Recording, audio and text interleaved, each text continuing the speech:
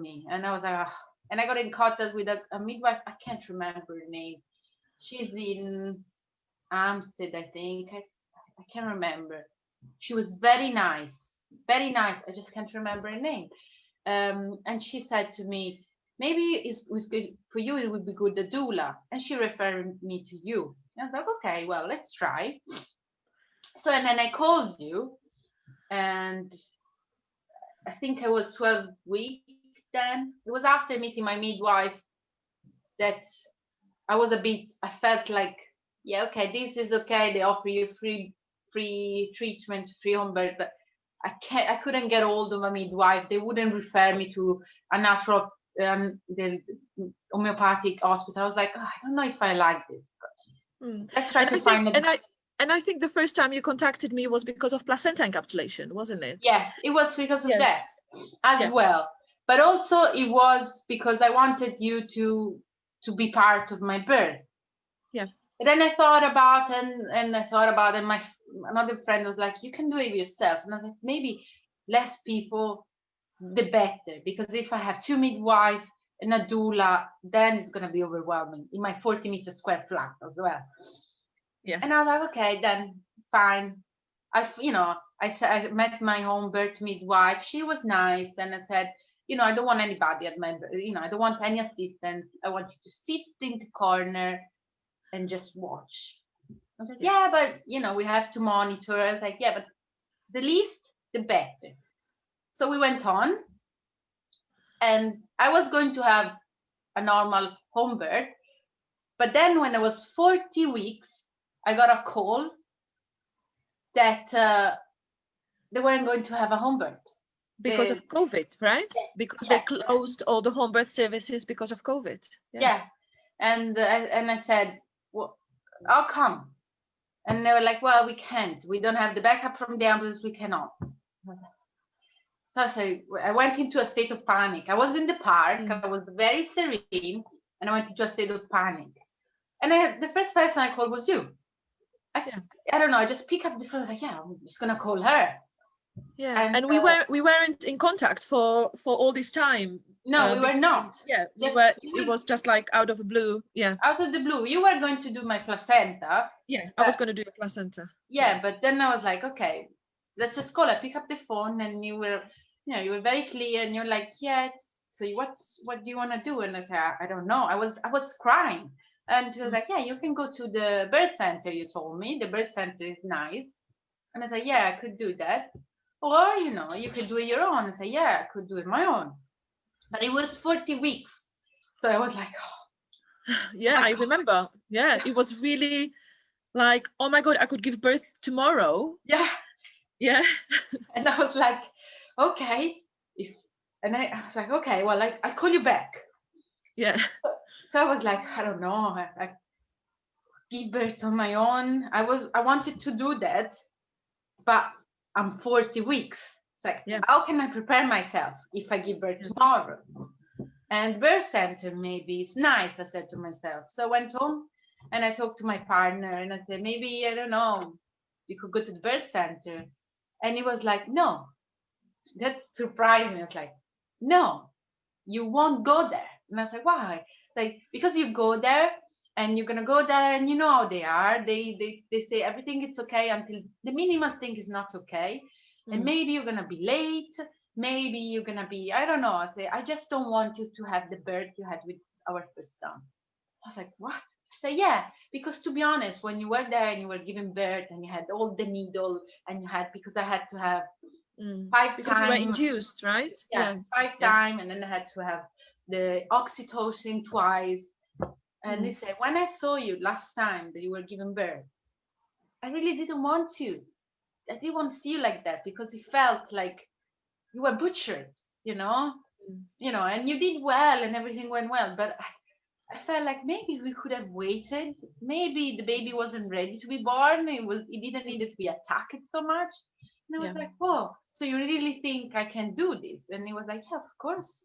Like, yeah, we can do it. I'll help you. I was like, yeah, you can. And I was like, yeah, of course. That's amazing. And I think that's so important to have a partner who is supportive of whatever you know, the choices, but who is just supportive. Yeah, as it is. he was supporting, and he was actually helping me to understand you can do this, because I was a bit insecure. I was like, oh my God, I don't know, I don't know, because I just didn't felt like I've given birth before, to be honest. Yeah. Although I give birth before, I didn't feel like I own it, because Yeah. I had a private midwife and I was guided through it, and it was physiological. I didn't have any drugs or anything, but it felt like I just sit down and relax and everything was gonna go fine. Even though it was painful, it was very painful, but I was like, yeah, but everything is going fine. And I have 2 doctors here, I'm in the hospital, whatever, like. And I remember you saying that you didn't actually mind the physicality of the birth because you could handle it, but that it was the emotional and psychological effect it had on you. Yeah. Right? Yeah. Because after I had my son, after I give birth to him, I was like, yeah, okay. I felt I was like in an age, I was like, yeah, okay, I have to do this. I'm in the hospital, whatever. But then I give birth, and the whole I keep thinking, I was like, oh my God, I didn't have the birth I want. I didn't give birth to this child almost the way I wanted. I had all this needle, all these drugs that I didn't want. And the oxytocin, the induction was giving me, like, I was going up and down, up and down. I was crazy. The withdrawal from it was horrible. And then I had postpartum depression because of all this. Yeah. And all this feeling. God, I felt like I failed because I couldn't really have the birth I wanted, because I was told, no, you need to have an induction. You need to do this. Even though after I had the first induction and didn't work, I was like, maybe it doesn't want to come out. I was like, maybe I could just wait. All the fluid was good. Everything was regular. I was like, and they're like, no, you cannot. And this feeling of, no, you cannot. I was like, so I don't know anything about myself. If I can't give my birth, if I cannot have birth the way I wanted, I don't know anything about myself. That's why this time I was like, I'm gonna do it. The pregnancy was, I never had like a value that was under. I had a very healthy pregnancy. I had no reason to think I was going to have a complicated birth. So for me was vital, especially during COVID time. Yeah. Because absolutely. Being in the hospital, it wouldn't be the best environment. The word that's outside was hysterical, and me in the hospital thinking my partner might not be able to attend, my child might not be able to be brought to me. I don't know. I will have to, I will have to wear a mask while I hold my child. I will have to, I don't know, all these crazy thoughts. I was like, I don't want this. I don't want to be in an hysterical environment. I want to be in the best possible environment, which is a home. It's the safest environment. It's the best sentimentally speaking environment for me. And I'm really glad I did it. Yeah, and it was such a fast decision that I remember we spoke about it. You called me and you said, look, they cancelled my home birth and I don't know what I'm going to do. And there were 2 options. You either go to the birth center as you were recommended, or you just have a free birth. And then you said, can we do it together?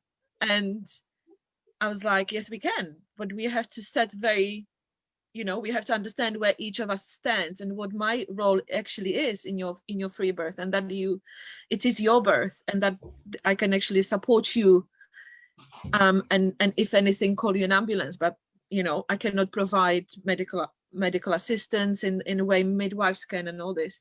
And I remember you did mention it to your midwife, and she actually said, go ahead, right? Yeah, because for me it was really important, because it was such a sudden decision. For me, it was important to have somebody that was experienced. That I know you wasn't able to assist me, but you were there and you were a pillar for me in case I needed, because I had to be fully awake, but also Yeah. Lovely. I had to be fully awake, but also I needed someone to look up and to be there for me, that no more than me and my partner that had to be trained in like quickly. We read all the literature we could, and if I looked at you and I was like, I don't feel good, you would be like, I think, yes, let's call an ambulance. You wouldn't be like panicking. You were kind of my pillar. You were there to be like, it's okay, because everything was overwhelming. And yes, I told the midwife, because she came for the last visit and she came home. It wasn't my midwife, it was another, the head midwife. And she said, I was very like, I was putting a barrier between me and her because I didn't want her to find out. But then she didn't explicitly say to me, but she said, go, go ahead and you call us. She said, you call the ambulance. Call us if you need something. Yeah. But she advised that I was going to get bullied by the hospital. I'm talking. And, she told me you were going to have to get bullied because apparently women, they birth by themselves and call the hospital for, to tell them they will be bullied by the hospital people because they said it's illegal, which is not. Yeah.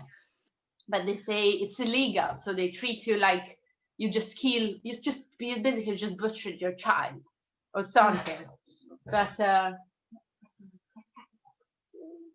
so she advised me that, and I was really happy because she said that on the very last day, and when she said that, my body went like. So if I need help, there is help, because that was the problem. I was like, I have to take this decision so quickly, and I'm not sure I can have backup in case I need it, because the hospital is going to bully me, and I don't want to go inside the hospital or anything. But if I need just somebody to tell me, hey, you had, you tear a little bit, you're fine, or I don't, like a little opinion, a little medical opinion of someone, it would be there. So that was important for me, to the midwife to said, don't worry, we are here. That's great. We cannot come to your house, we cannot assist you, but if you need help, of course we are here. And that was important to hear that, they are actually there. They're not just going to tell you, you cannot have your birth, fudge off, go to the hospital or nothing. There are people that really care about home birth. So that was important. Yes. And I remember you managed to get a pool, right? Like things suddenly started rolling in a way that supported everything that you wanted. Yeah.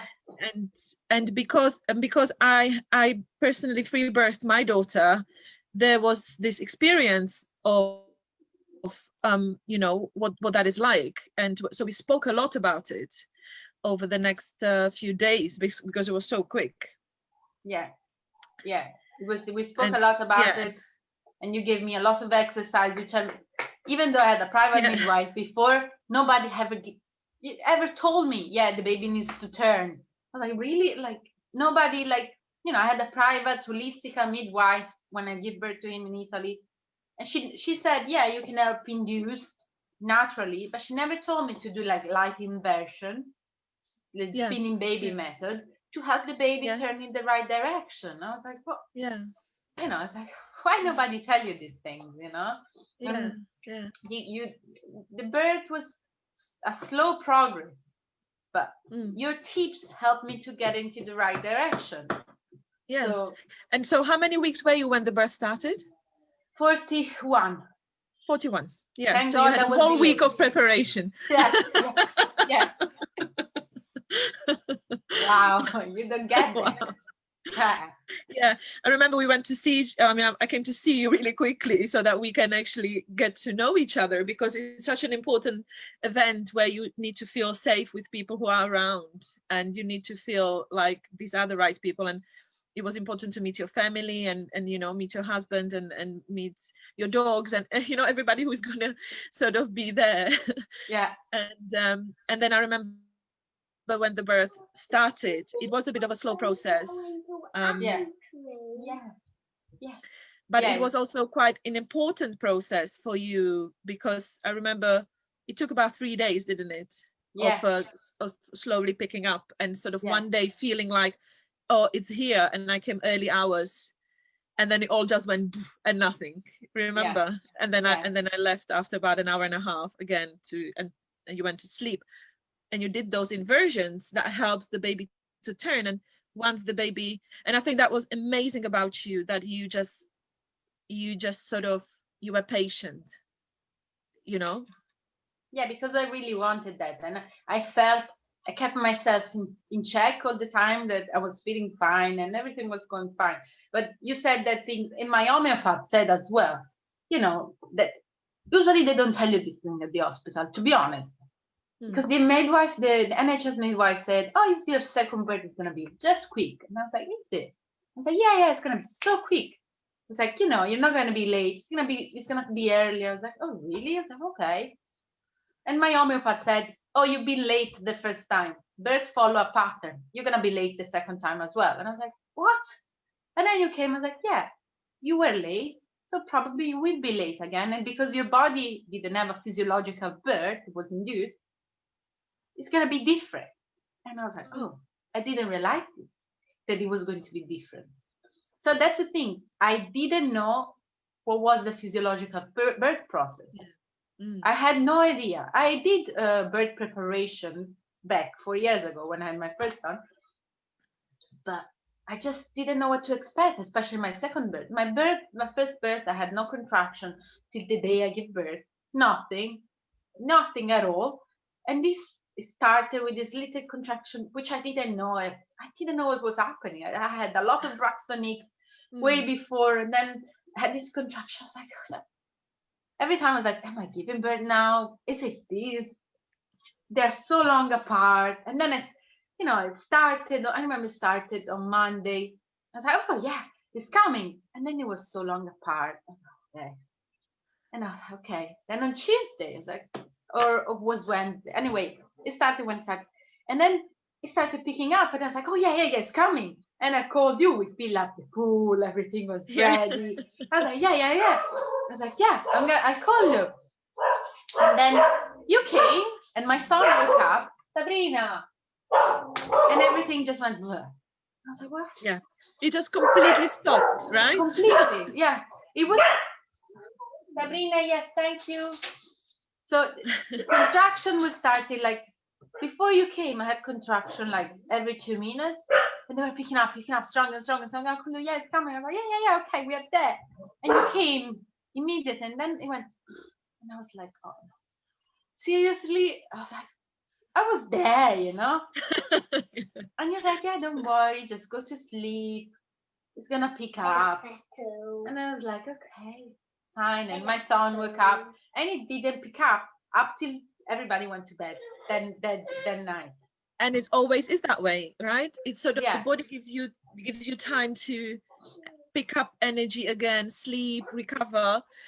And then I remember you did the forward leaning inversions for 4 contractions in a row, and I think that really helped as well to turn the baby in the optimal position. Lovely. Yes, Amore. Yes. Just put it in the pot. Yeah, it did help. It did help a lot. The rebozo helped a lot. And, I mean, everything was helpful, and also like the way it started. I remember we started really like as soon as everybody went to bed, and I was like, this is not starting. And then it started to be like, I was like, oh God, it's starting. Let me just get it 1 sec.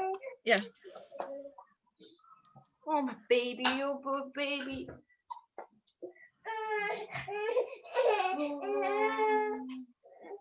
Oh.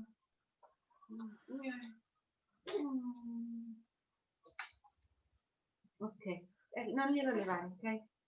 So here he is.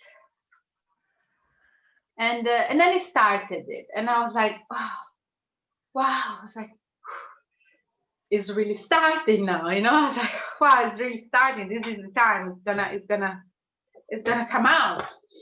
And I was like, okay. And I called you. I didn't know what to do. At that point, my brain was I was exhausted as well. And I called you and I was like, okay, just have a bath. I was like, okay, all right, let's have a bath. And it was, I put the music and I was having a bath. And I remember you told me, how are you feeling? I was like, yeah, I'm feeling like I'm turning into a vampire. Yeah. This is all I could think of. I don't know why. It was, like when you're turning like in a vampire movie, that's all I could think when I had that moment that they go like they don't know what's happened and their body went weird and they have to drink blood. And I was like, I was freaking out and I went to the bath and I was freaking out. Yes, I'm wondering. I was freaking out. And then I went out of the bath and you said, call me in an hour. And I was like, yeah, okay, I'll call you in an hour. And then I called you in an hour. I said, okay, just call me in another hour. Yes. Yeah. Can we I remember that was call me in an hour, come in another hour, just to sort of help you relax into your environment, because it happens that when someone comes into your home, even if it's a doula or midwife, it happens that often the labor slows down a bit. So you were so we were talking a lot that night. Yeah, it was a trick. I understood later it was a trick. When you were telling me call me in an hour, I was like, what do you mean call you in an hour? I wanted to tell you, I don't wanted to, I want it over now. I want you to tell me, yes, I'm coming. So it's like, it's over. And then it was this, then I woke up my partner. I was like, he's coming. And I was like, yeah. And then the magic happened. Because my partner became, I don't know, something started. It was amazing that he started to lay on me, okay? He started to be my midwife. He was my midwife. Yes. Because it just came naturally to him. He was holding me while I was having the contraction. He was rubbing my back. Then I went to the bath and I spent an hour in the bath again. And he was, every time I had a contraction, he was taking the shower head with boiling water on my back. And that was great. And we stayed there an hour and I was like, okay, let's go in the breathing room. And as well, there he was holding me, he was rubbing me, he was doing anything to help me. And it was incredible. Like I've never felt, let's get this happening. I've never felt so much love. Like beautiful. It was like a moment of sacred bonding. Like beautiful. Something that would not happen in hospital, to be honest. Because the partner would be like, I don't know what to do. But there, the partner is just like, I'm here. We're in this together. And we create, I don't know, something magic happened. I remember it was just this atmosphere, collaboration of love. And it was beautiful. And then the contractions were really strong. And I called you and I was like, I'll be there in half an hour. And I was like, just go in the pool. And he filled up the pool for me. He switched on all the candles, switched on the aromatherapy, everything, and created this space. And was giving me a sip of water. He was just there, taking care of me, holding my head, just in silence, just beautiful. And I remember because at some point it was late at night, maybe 2 a.m. or something, and and as I was waiting, I dozed off, and then suddenly I felt, you need to go. And so I woke up, I called him, and I said, what are you doing? And he said, oh, she's in the pool. And then I could hear you, and I thought, okay, that's it, So I went on my journey, and it was just the perfect timing for you to I don't know who arrived first, if my son woke up, or I think my son woke up just before you arrived as well. Everybody was there, And then it happened, and I remember the birth feeling like the most carnal experience I've ever. I had another son, but I didn't feel that. I felt this power and this complete wokeness around it, because I was like, I have to say, it was painful, because I felt everything, because I had to, because it was, I had to take that decision so quickly. So I felt like I need to be awake 100% during the whole time, because I can't let myself be off guard, because I need to know what's happening. I need to feel myself. If something is wrong, I'm in charge. So I'm the one in charge. So I need to feel whatever. Yes, Amore. Yeah, okay. Whenever I had let just a little inch of feeling, no, this is not right, or this I cannot do. When it's real, no one I'm just freaking out that the moment of freak out that everybody have, that I cannot do that. When you feel something real in your body, I had to be awake, and I was like, full on feeling every inch, and I felt like, wow, I need to push. And then you were asking me, I think I need to push. So already, like, can I? Yeah. Is this right? Yeah, because that's what you do. With my son, I remember I felt like I need to push, and they were like, no, it's impossible, when I had him, and they were like, oh no, yeah, you have to, because they examined you so many times. And this time I felt like, I need to push. And then, if you feel like push, I was like, can I? And I said, of course, and then I started pushing, and I was feeling it, really. I remember reading everything on the book. If you feel like it's burning, you're tearing, so held back. And I was like, okay, I just have to take my time. And then I was a bit confused of everything that was happening. But I was like, you're just going to go through it. And I really wanted to get over with as well, because after 3 days, I was like, I just wanted to get over with, and I just want to do it. And it's done. And then, what was it, like half an hour of pushing, and he was born? It is maybe not even, it was really quick. Maybe not it even was really 3 push. Yeah, it was few pushes. And I remember because the deal was that your husband was catching the baby, right? That was the plan. You are catching the baby yourself. So the plan was that you guys do everything yourself. And basically, I remember when the head was coming out, I was looking, because you've decided that it's going to be a video out of the birth. So I was recording it. And I didn't understand what I was seeing. And I was like, I'm just looking, and I was like, what is that? And suddenly I looked really close, because your back was towards me, and I just saw the head coming out. And I remember I was so confused for a few seconds, and then I saw the baby was in cowl. It was coming out in the amniotic sac. And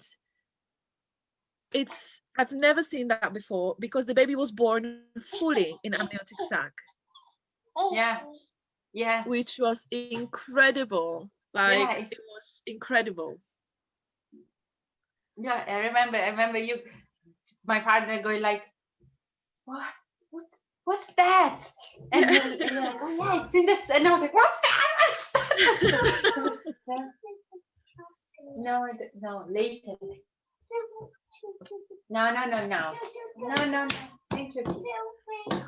And I was like, and then you handed it to me, and I was at that point, I was like, it was like this. Yes, okay, later. I was like, it's like, and I was like, I remember everything I read. I have to. Give it to me. Give it. And I was like, just wet the towel and put it on your breast, on your baby, and just relax. Everything is okay. The baby is fine. And I remember you just unwrapping the baby like a little present from the amniotic sac. And it's quite rare. Apparently, statistically, it's every 1 in 80,000 babies is born like that. Yeah. My sister baby was born like that as well. Beautiful. And so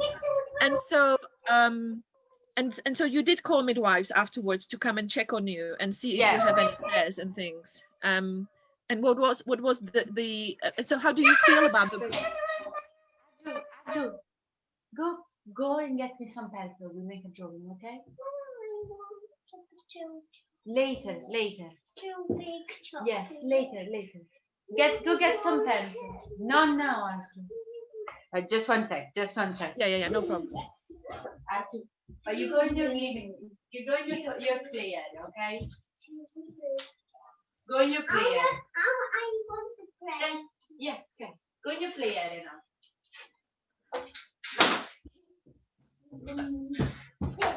Sorry. Yes, I did call the midwife because I did felt I tear a little bit, and I didn't want to get it stitched unless it was severe. But I thought, I said to you, I think I should call them, and we called them right when the baby was born. My partner called the hospital, and he was completely arrested by them. And what he said to them, he said, "Well, fuck off," and he dropped the phone. Oh, really? Yeah. Oh, wow. Okay. And because they were just telling him, "What? She needs to come here. This is illegal. What have you done? She needs to call ambulance now." And he was like, "Yeah, fuck off." We just wanted to, But the midwife it's very important to know that free birth is not illegal. It's a human right. It's a human right. Absolutely, you cannot make free birth illegal. Yeah. It's impossible. You Yeah. know? Yeah. So I was, because the midwife said to me, call the hospital and ask, they will send me because I'm there. But be prepared. And she said, don't call them yourself. Have somebody else do it. Because if you call them yourself, you're gonna feel bad about it. And my partner was like, oh, you know what? I don't want this when my son is just born. Forget it. And I had the number of the midwife, so I texted her. And she said, no problem. I'll come in the morning. Lovely. She came, she came in the morning, and she was the most respectful person ever. She said to me, amazing, well done. You did what you have to do and what was best for you. And this is how a midwife should work. Because she said, absolutely. Yeah, she said this thing. I said, thank you. And she said, no, thanks to you. And she was really respectful.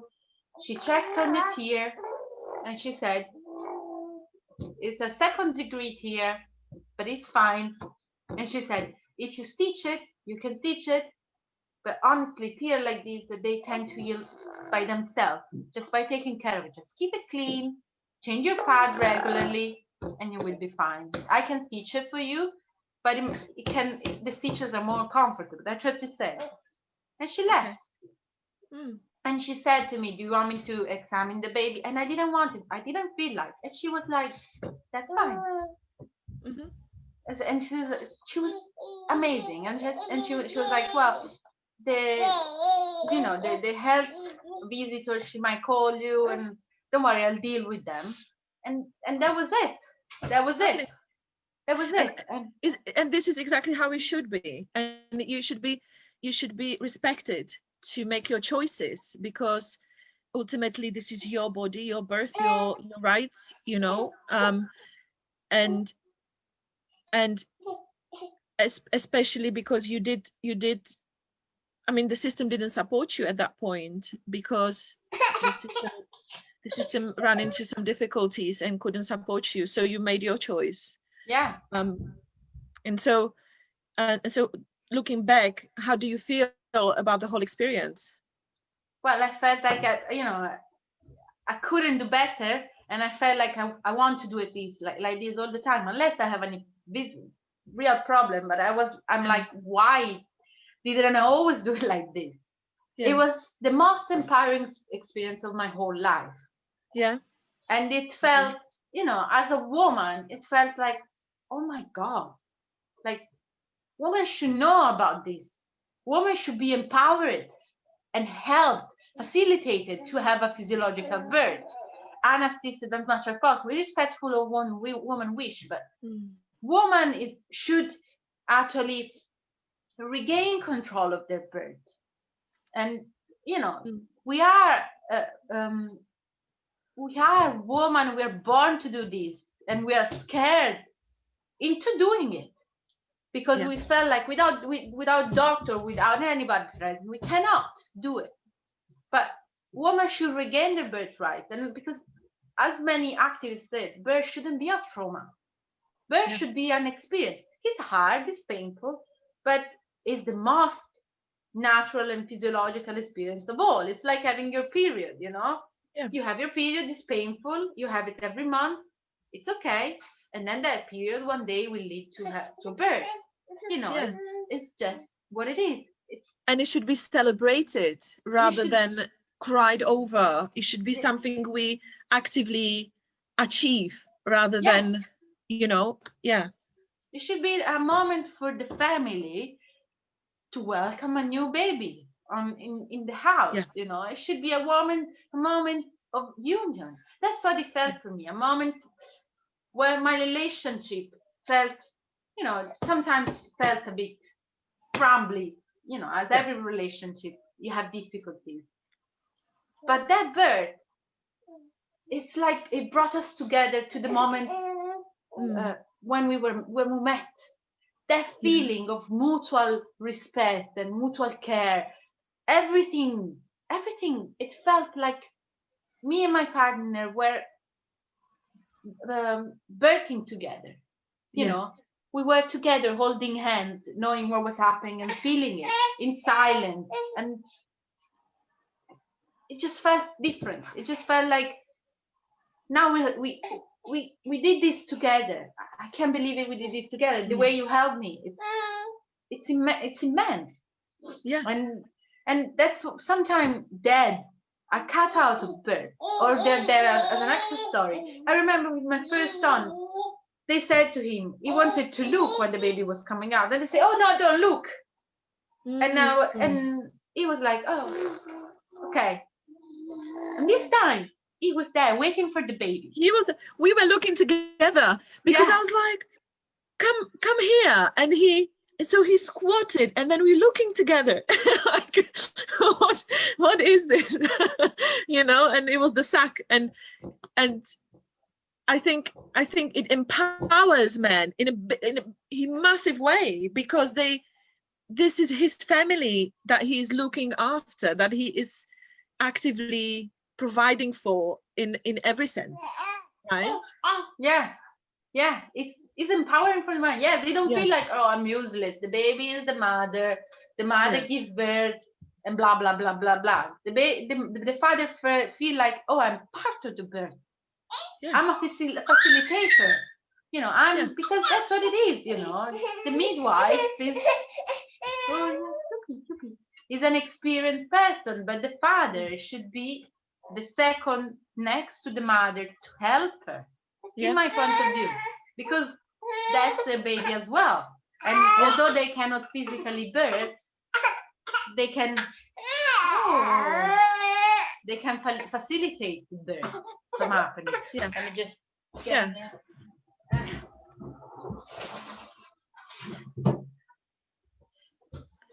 So absolutely.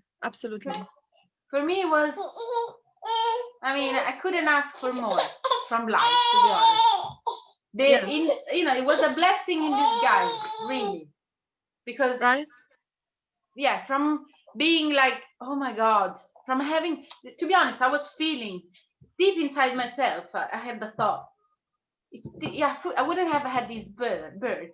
I was probably having a cesarean, 100%. I felt that, because I was like, if I go to the hospital, this is the time. This is chocolate, and I told you to eat it in the living room. Yes. And I felt like if I go to the hospital, this is the time I'm going to have a cesarean. Because I was having had postpartum depression. You're vulnerable. And during this time of crazy hysteria, I was having almost like panic attack. Way before everything started, I was so wrapped up in anxiety. When Italy went in lockdown, I said to my midwife, this is gonna happen here as well. And she was like, no. And I was like, yeah, this is happening here. Am I gonna be able to give birth? And she said, yeah. But she knew I couldn't. she knew they were going to stop it. And I was like, why? The only thing I have to say, why nobody told me anything before? Or I don't know, just, I think in a way, the NHS failed pregnant woman because, okay, they told they took off their birthright immediately, like, we know, without even them being able to appeal or to ask them anything. But also, it was so sudden. Yeah. It was so sudden. The woman, I wasn't alone to feel like, what the fuck, you know? And everything around you is gonna affect your birth. It's a fact. Yeah. So if you live in an environment where everybody's scared and it's the craziest year around, and the only safe security that you have is, okay, I'm gonna give birth at home, I'm gonna have my partner, I'm gonna have just the people I want surrounding me. If that is taken away from you, then you're like, oh my God, what are my options? You're thrown into a black hole. And that is going to have horrible ripple effect on mothers, on the birth and on the afterbirth. On the postpartum. And I remember when we spoke about it, when you called the first time and you said, look, that's what happened to me, and what am I going to do? And I remember we talking about, maybe this is an opportunity for you to reconsider your options. Yeah. Right. Yeah. And how did you feel? How did you feel postpartum? Did you feel that was your postpartum different? Yeah, it was much different. So different. I didn't feel I was postpartum at all. Okay. I had to stop myself because I felt so high that I was upset because I was tired. You know, I felt so, after giving birth, and it's normal to have the high of the birth, but this time I felt like I want to go out. I want to, I want to see everybody. I want to tell everybody what I did. I just never felt. I had, maybe a moment that I was feeling like I was going a little bit dark, just because, Yeah.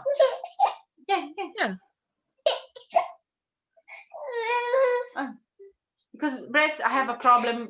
Yeah. Oh, Jimmy. Oh, it's a bit grumpy.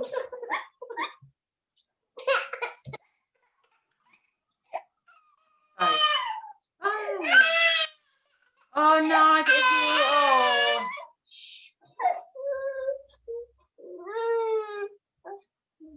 oh, better. So I have a problem with breastfeeding. I've always had. Oh no. I don't know what's going on, Julie.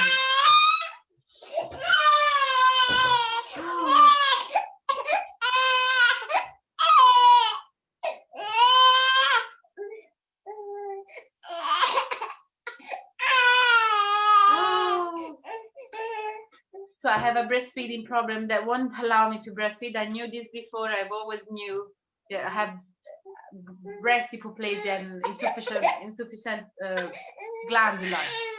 And that was really took a toll on me the first time. And so that means that you don't have a breast tissue, and you don't have I don't have enough breast tissue to breastfeed. I'm always able to breastfeed a little bit, but never exclusively. But I knew this. I'm prepared. So that's why sometimes. Oh my God, June. Oh well, you were playing. Yeah, I know you were chasing it. So. But you did use the supplementation. Yeah, I've used it. Supplementary feeding system that allow you to feed, to give them formula while you're giving them the breast. I mean, apart from breastfeeding, that I know that was going to take a little bit. I felt fine. I felt completely clear and happy because I did it. I mean, what else could I want? Okay, breastfeeding doesn't work, but you did. I think that was amazing that you did use the supplementation bottle, with the it's like a bottle that actually hangs on your neck, and there is a little line that goes to your nipple, and you still feed, but the milk is supplemented from the bottle. And I think that was amazing that you did it, and you did it for quite a while, didn't you? 4 months. Okay. Yeah, 4 months. Yeah, after 4 months, I felt okay. Now it's time to let it go, just because it's a lot of work. But yes, it wouldn't take a bottle for the first 3 months either. So yeah, I use that outside, in the park, everywhere. It's a lot of work to clean up and everything, but and prepare. I mean, and congratulate you. That's incredible. That's incredible. You know, it's the thing, you get used to it. Yeah. You know, but that's all what I have to do. My breast would never be normal. So you did the best you could have in the circumstances and the options you had. Yeah. Yeah. Then I had a friend that, I asked her sometimes if she could give me some breast milk, and she just gave birth 7 months before me, and she was like, yeah, okay. And I was like, if you don't want to pump, you can feed him. Oh. Yeah. So we were meeting every day, because she was my neighbor. Every day we would go to the park. She has a kid that is the same age as my son, and she would feed him once a day. He would get a full fed of breast milk. And he would latch on good, and he would feed. Yeah, because he had their milk since he was 1 month old. So it was his second mom, basically. Yes, that's amazing. Well done. So, incredible. I mean, it was beautiful. Yeah. It was beautiful. I also, from my experience and attending births and, seeing lots of births, this was very special. And I really thank you for inviting me to your home and for giving me an opportunity to see such an amazing birth. Thank you. Because it was amazing. And I think what was most amazing was how you quickly were able to pick up a courage, do your thing, come to yourself. Within 1 week, you made so many changes as well. Calm down, relax, and get on with it in a way you wanted and in a way it presented to you. Yeah, but I think that was the hardest thing. And I was lucky to have the strength, because I feel also that some women weren't. And some women had worse experience during this. Because of the whole situation that was going on. I think you decided to go your way and you stuck to it, and I think it paid off really nicely as well. Yeah. Thank you. Wonderful. Wonderful. So thank you very much for sharing your story. I think it's very inspiring for women. Thank you. I'm really glad to see him as well, because I haven't seen him for ages. Yeah, he's big now. Yes, he's big. So I'm really glad that we did eventually, because we were planning to do this for a while, and so we did eventually meet up. And we needed a second lockdown. Yes, it's coming. It's coming. Yeah. So I'm really glad, and thank you so much. And You're welcome. I wish you all the best. You're welcome. Thank you so much.